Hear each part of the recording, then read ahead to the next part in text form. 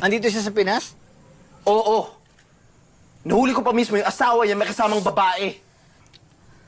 Andito asawa mo? Ha? Kuya, wag na. Kuya, wag na. Hindi niya pwede gawin sa'yo yun! Pwede. Hinayaan siya ni ate. Oh, Tsaka ano ba? Noon pa namin sinasabi sa'yo, gago yung lalaking yan. Ang tigas kasi ng ulo mo! Oo na.